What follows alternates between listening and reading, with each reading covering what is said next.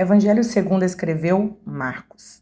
O livro de Marcos é o menor dos 4 evangelhos, mas ele é considerado como um dos mais importantes, porque ele foi o primeiro evangelho a ser escrito. E muito do que está escrito em Mateus e Lucas encontramos também em Marcos. Somente 24 versículos de Marcos que não estão em Mateus ou Lucas.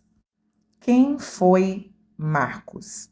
Marcos não foi um apóstolo, ele foi um seguidor de Cristo e um discípulo de Pedro.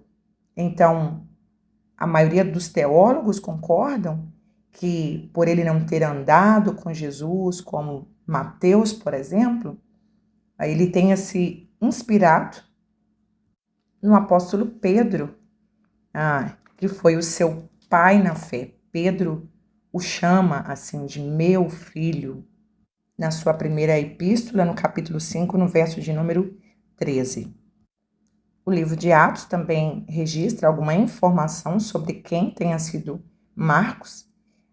Capítulo 12, verso 12 diz que sua mãe se chamava Maria, de Jerusalém, e os discípulos se reuniam muito em sua casa para fazer cultos e outras reuniões.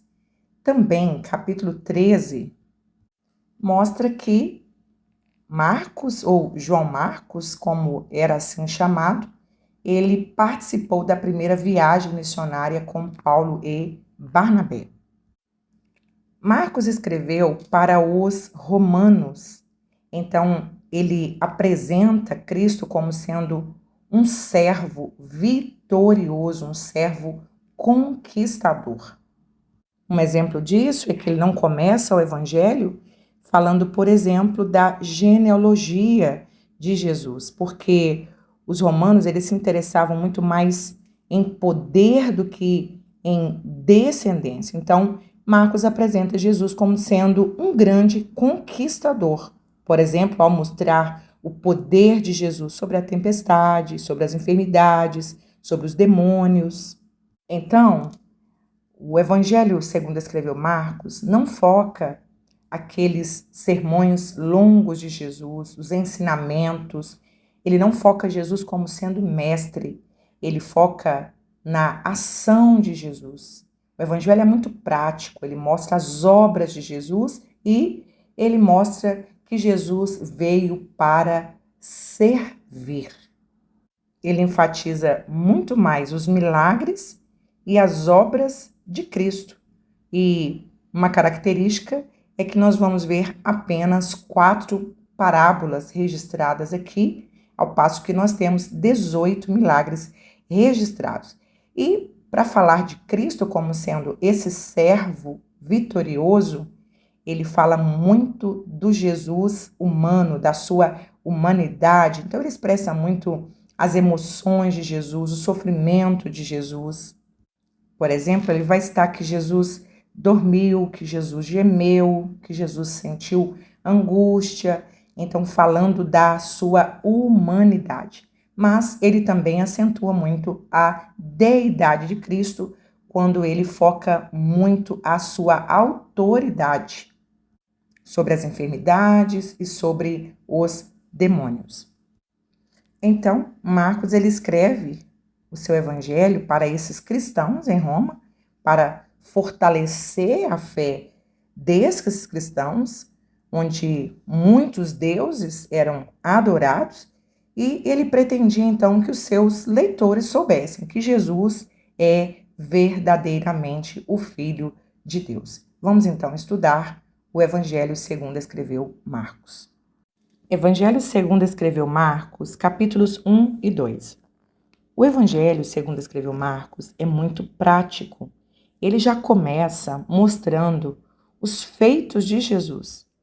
Ele, no seu primeiro versículo, ele diz princípio do Evangelho. De quem? Não dele. Evangelho vem da palavra evangelho, que significa boa notícia. A boa notícia não é de Marcos, a boa notícia é de Jesus Cristo. Qual é a boa notícia?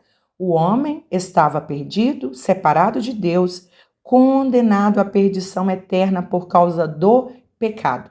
Boa notícia, Jesus é o Filho de Deus enviado à terra para nascer, morrer e resgatar o homem de volta a Deus. E ele já começa apresentando que Jesus é realmente o Messias prometido nas Escrituras. Ele cita o profeta Isaías, que profetizou acerca do precursor de Jesus, que é João Batista, verso 3, voz do que clama no deserto, preparai o caminho do Senhor.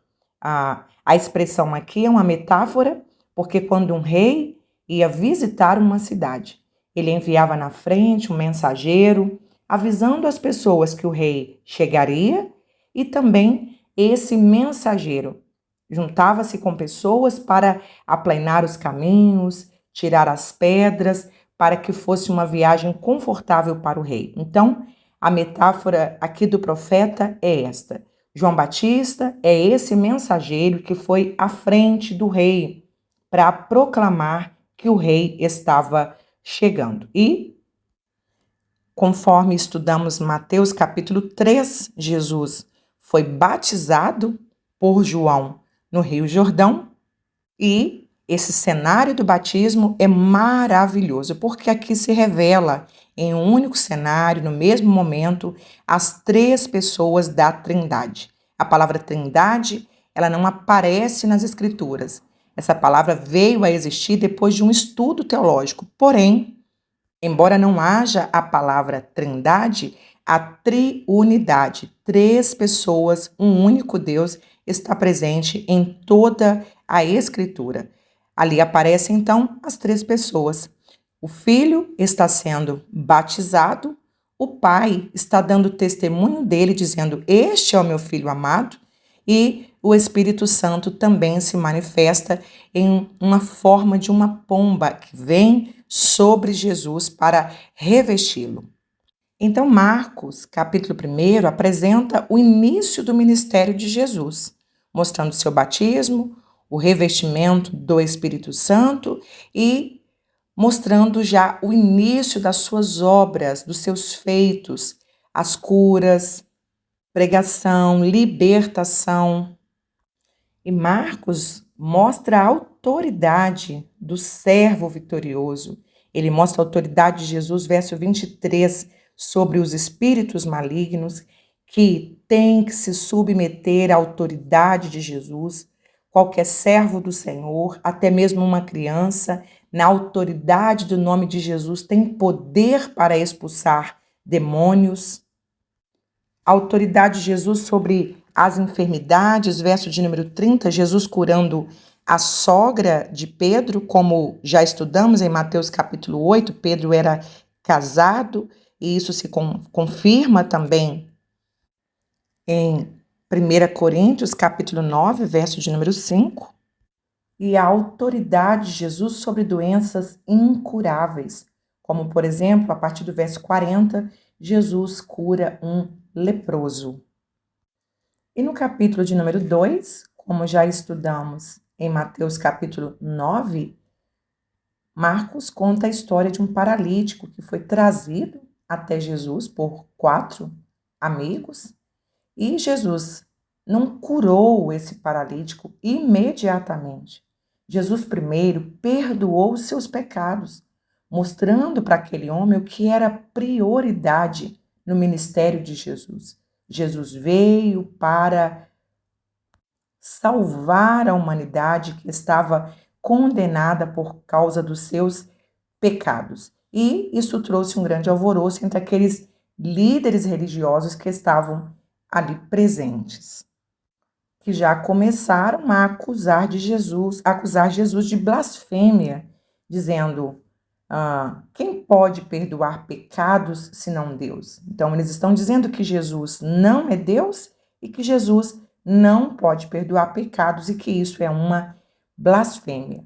Então, Jesus mostra a sua autoridade como Deus para perdoar o pecado do homem. No Evangelho de Mateus, no capítulo 23, nós estudamos um pouco mais sobre quem eram esses líderes religiosos, especialmente os fariseus. Quando Jesus então escolhe um cobrador de imposto, Levi ou Mateus, para ser um dos seus discípulos, ele foi muito criticado pelos fariseus. Eles disseram: esse homem não é puro, ele come e bebe com publicanos e pecadores. E a resposta de Jesus foi maravilhosa. Verso de número 17. Os sãos não necessitam de médico, mas sim os que estão doentes. Eu não vim chamar os justos, mas sim os pecadores. Ainda hoje, as pessoas continuam criticando aqueles que procuram a Jesus, que se arrependem de seus pecados, que abandonam as práticas pecaminosas da vida velha, e eles dizem: esta pessoa que já bebeu, já fumou, já roubou, já fez tantas coisas erradas, agora está aí com uma Bíblia debaixo do braço, fingindo-se um cristão. Na verdade, Jesus respondeu com muita clareza. Foi para isso que Jesus veio, para nos salvar do poder do pecado, do domínio do pecado e da condenação do pecado.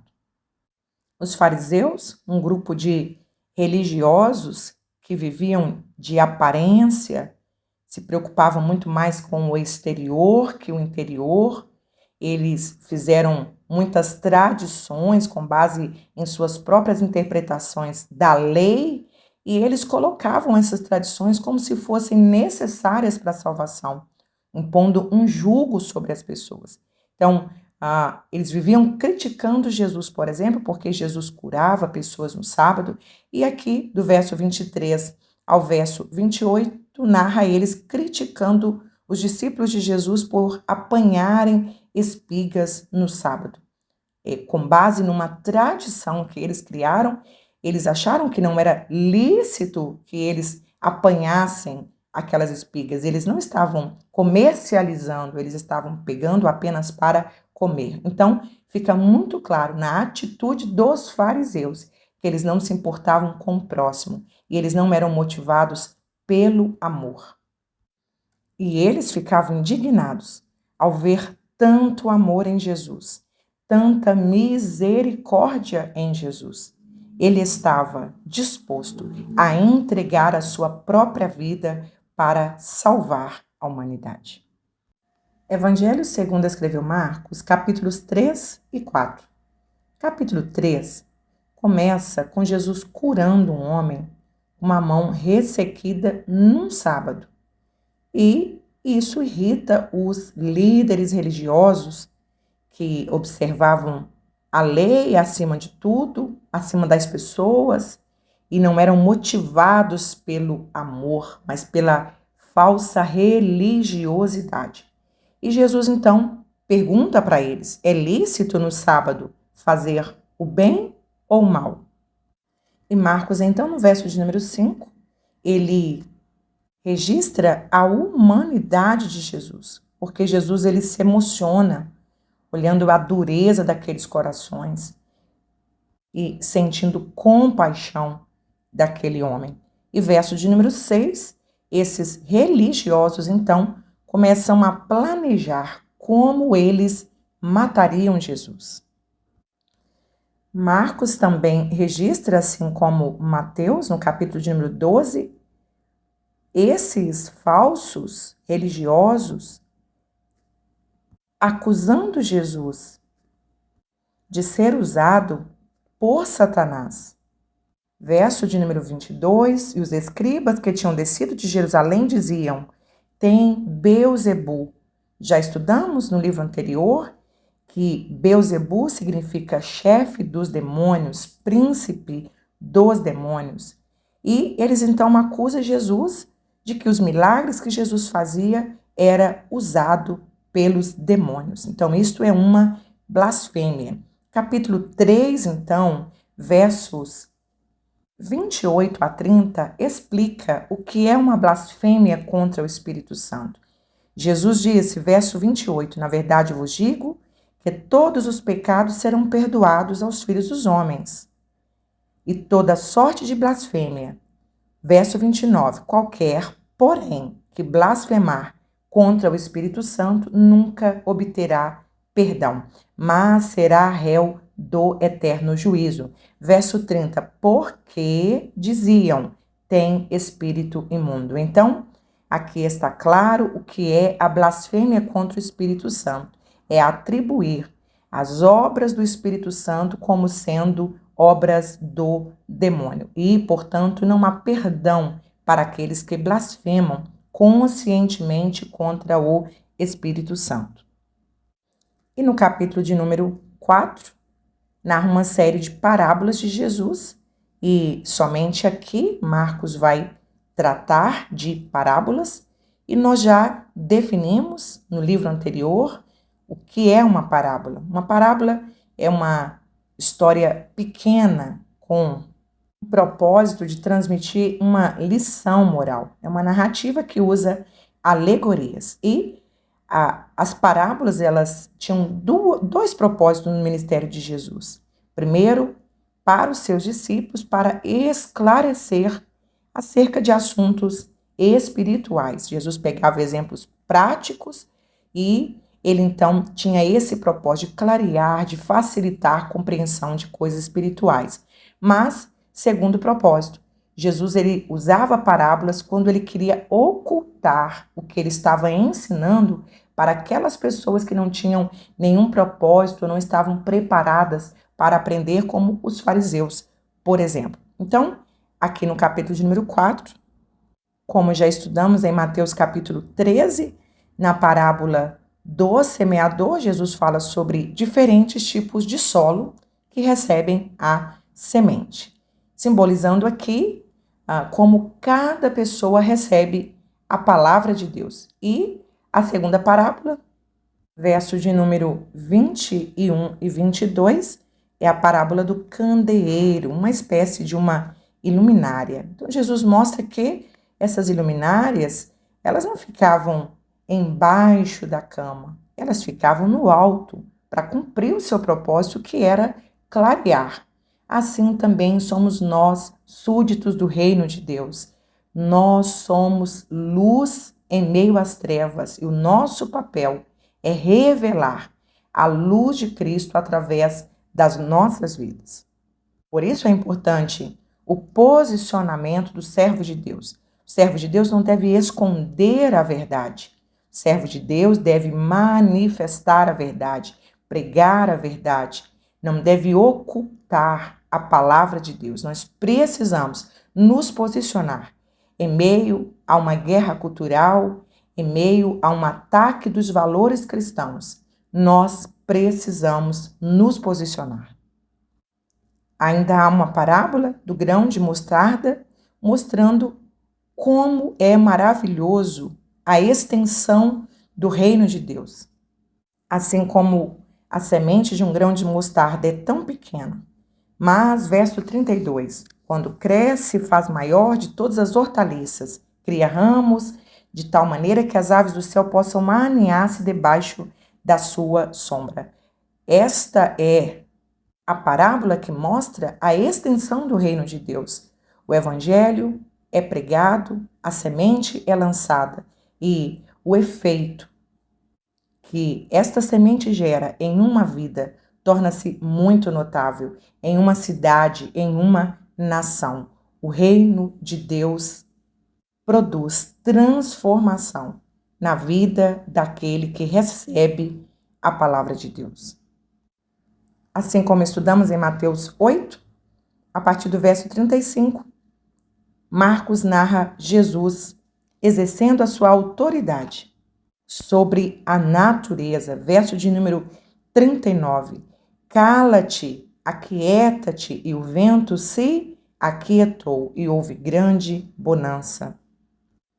Portanto, nós não precisamos temer as tempestades da vida, os ventos que vêm sobre nós. Se Jesus está no barco, tudo vai bem. Uma criança no meio de uma turbulência dentro de um avião. Enquanto todos os passageiros se desesperavam, aquela criança permanecia quieta e calma. E alguém lhe perguntou: Você não está com medo da turbulência? O avião está balançando muito. E aquela criança calmamente respondeu: Não, não tenho medo. O meu pai é o piloto deste avião. Jesus é o comandante do nosso navio. Jesus é esse comandante. E se ele está no controle, nós não temeremos as tempestades. Evangelho segundo escreveu Marcos, capítulos 5 e 6. Capítulo de número 5, Marcos registra Jesus libertando um homem que vivia possuído por espíritos malignos. Os demônios, eles têm como objetivo controlar a mente do ser humano. E ele precisa de um corpo para habitar, porque Satanás, seus demônios, anjos caídos são espíritos e eles precisam de um corpo para agir.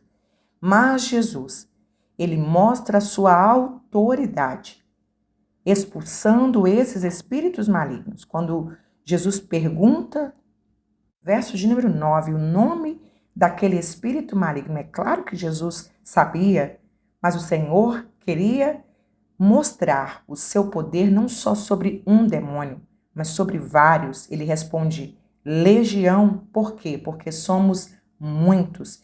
E Jesus, então, expulsa aquela legião de demônios. E todos que estavam ali, verso de número 15, que conheceram aquele homem antes, estavam agora maravilhados ao ver aquele homem em perfeito juízo. O poder transformador de Jesus é notável. É impossível que um ser humano seja liberto por Jesus. É impossível que um ser humano tenha um encontro com Jesus e a sua mudança não seja notada. As pessoas têm banalizado o evangelho, têm banalizado a conversão, acham que a conversão é apenas uma confissão. Vão à frente na igreja, levantam sua mão, passam pelo batismo, mas continuam com as mesmas práticas, dizendo que Deus quer apenas o coração. Não, não é isto que a Bíblia nos mostra. O encontro com Jesus, ele provoca transformações radicais, visíveis, e todas as pessoas, elas notam a diferença daquele que se encontrou com Jesus. Verso 21 a seguir mostra um pai desesperado porque sua filha está à beira da morte. Ele clama para que Jesus vá à casa dele e coloque as mãos e cure a sua filha. E enquanto Jesus está indo com aquele príncipe da sinagoga chamado Jairo, no caminho, uma mulher que havia 12 anos, que sofria de uma hemorragia. Ela fica sabendo que Jesus vai passar por ali e ela faz um plano. Qual foi o plano? Se eu somente tocar em suas vestes, sararei. Ela faz o plano, executa o plano, toca em Jesus e imediatamente ela foi curada daquele mal. Jesus então pergunta, quem me tocou? E as pessoas riram, porque tem muita gente em volta, muita gente apertando Jesus, e ele disse, não foi um simples toque, como registra o Evangelho de Mateus, porque eu senti que de mim saiu virtude, saiu poder. Aquela mulher então confessa e Jesus então dá uma palavra linda para ela. Filha, a tua fé te salvou. E, enquanto isso, chega alguém dizendo para Jairo, sua filha já está morta, não perturbe o mestre. Mas o Senhor Jesus diz, não, ela não está morta, ela apenas está dormindo. Riram de Jesus, mas Jesus toma a mão daquela menina e ele diz, Talitá cumi, menina, a ti te digo, levanta-te. Verso 42, a menina se levantou e andava porque tinha 12 anos. E todos ficaram maravilhados. Uma mulher, 12 anos, sofria, perdendo a vida. E uma menina, com apenas 12 anos de vida, morria. Mas Jesus chegou. E onde Jesus chega, algo novo, diferente, maravilhoso acontece. Para a mulher não havia cura. Ela já havia gastado todos os seus bens. E para aquela menina também não havia solução. Mas Jesus mostra mais uma vez o seu poder, a sua autoridade diante das enfermidades. E prevalece aqui o poder da fé. A fé pode trazer a cura, tanto a fé dessa mulher, que tinha esse fluxo de sangue, como a fé do pai daquela menina. E fica claro aqui também que a compaixão de Jesus, ela é sem medida e inesgotável. Em todas essas histórias de milagre, nós percebemos claramente o grande amor de Deus e a compaixão de Jesus pelos enfermos e pelos desesperados. Capítulo de número 6. Jesus chega à sua terra natal, Nazaré, e lá ele ensina na sinagoga. Mas Jesus foi rejeitado por aquelas pessoas que viram Jesus crescer, viram Jesus trabalhar com seu pai na carpintaria e não acreditaram em Jesus como sendo o Messias, o Salvador. Achavam que ele era simplesmente um carpinteiro. Verso de número 3, toda aquela cidade conhecia o pai, conhecia a mãe, conhecia os irmãos. Não é esse o carpinteiro filho de Maria, irmão de Tiago, de José, de Judas, de Simão? Suas irmãs não estão aqui no meio da gente? E eles ficavam escandalizados. E Jesus então diz, olha, não há profeta sem honra, senão na sua terra. E Jesus então não fez mais milagres ali por causa da incredulidade daquelas pessoas. Como já estudamos em Mateus capítulo 14, Marcos também registra a morte de João Batista. Qual foi o motivo da morte de João Batista? Verso 17. O mesmo Herodes mandara prender a João e encerrá-lo no cárcere por causa de Herodias, mulher de Filipe, seu irmão, porque tinha casado com ela. João Batista, então, ele confronta o pecado desse político, confronta o pecado de Herodes, dessa autoridade política, dizendo: não te é lícito possuir a mulher do teu irmão. Você está em adultério com ela. E então, dia do aniversário de Herodes, ele fazendo uma festa, a filha de Herodias, sua cunhada, dançando, o rei se encanta e diz, olha, verso 23, tudo que me pedires te darei. E ela pergunta para a mãe o que ela deve pedir. E a mãe, para vingar João Batista, porque ela havia sido confrontada pelo seu pecado, a verdade, ela causa irritação na vida daquelas pessoas que não querem uma transformação. E ela então sugere que a sua filha peça a cabeça de João Batista. E assim o rei mandou executar João Batista e trouxe a cabeça dele num prato. Todos aqueles que se posicionam pela verdade do evangelho sofrerão consequências, mas também serão recompensados no tribunal de Cristo, quando estivermos na glória com o Senhor. Por não entender as Escrituras, algumas pessoas questionam os mensageiros, os pregadores, os pastores, quando estes se posicionam denunciando os pecados da nação, denunciando a corrupção dos políticos. Algumas pessoas, por não conhecer as Escrituras, questionam, achando que não está correto. Mas João Batista, como pregador do Evangelho, como mensageiro de Deus, ele se posicionou, ele confrontou e denunciou os pecados, tanto do rei, quanto dos soldados, quanto dos fariseus. Mas ele estava disposto a morrer pela verdade. Que possamos também estar posicionados, dispostos a sofrer consequências, mas não podemos abrir mão da verdade.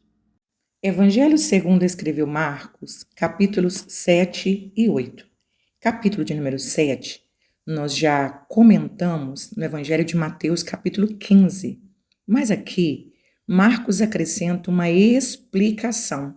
Já que os seus leitores não são judeus, ele explica então o que era esse ato de lavar as mãos. Ele diz que era um rito relacionado a uma pureza religiosa e não apenas uma questão de higiene ou de boas maneiras.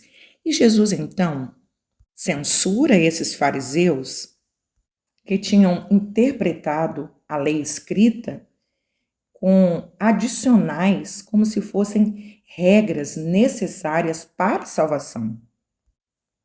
E Jesus os censura por obedecerem a essa lei e a essas tradições, chamadas de tradições dos anciãos e depois também chamada de Torá oral. Jesus os censura porque eles cumpriam essas tradições com o objetivo de parecerem santos e não para honrar a Deus. Então Jesus cita o profeta Isaías, dizendo, olha, verso de número 6, bem profetizou Isaías acerca de vós, hipócritas. Ou seja, a palavra hipócritas é a mesma palavra para ator de teatro, aquela pessoa que apenas representa um papel. Este povo me honra com os lábios, mas o coração está longe de mim. E no verso de número 8, Jesus explica qual é o problema desse farisaísmo. Ele diz, olha, vocês deixam o mandamento de Deus para obedecer à tradição de homens.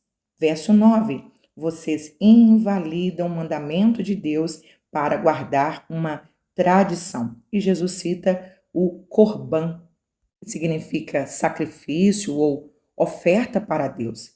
E esses fariseus, verso de número 11, ao invés de priorizarem os seus pais, eles usavam aquele valor que eles abençoariam os seus pais para ofertar ao Senhor. Ou seja, eles estavam descumprindo um mandamento, que é honrar pai e mãe, com a intenção de parecerem mais santos e mais justos que os demais. Versos de número 19 até o verso de número 23, Jesus então mostra que o verdadeiro problema da humanidade não é uma sujeira externa do corpo físico, mas é uma sujeira interna da mente, do coração, das vontades.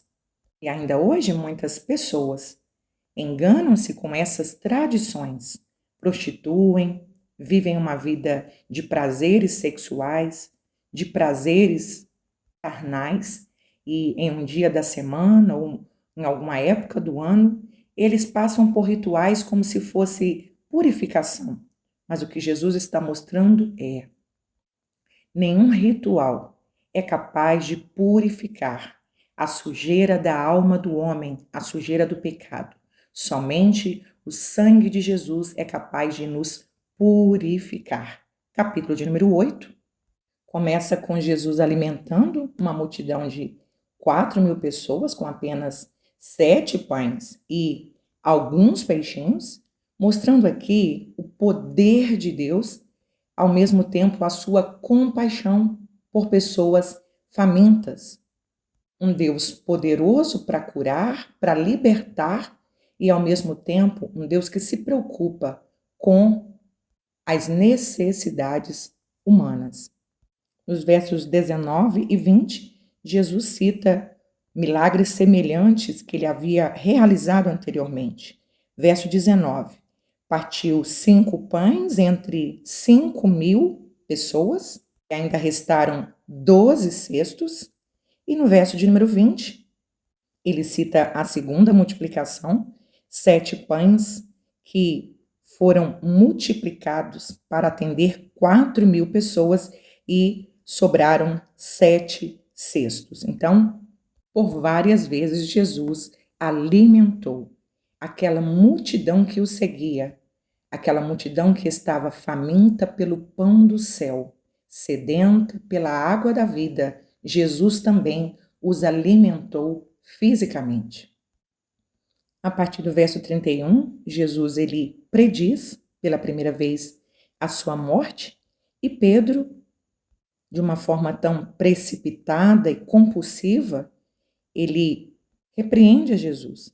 Mas Jesus percebe que Pedro está sendo influenciado por Satanás. Então Jesus o repreende. Verso de número 33. Retira-te de diante de mim, Satanás.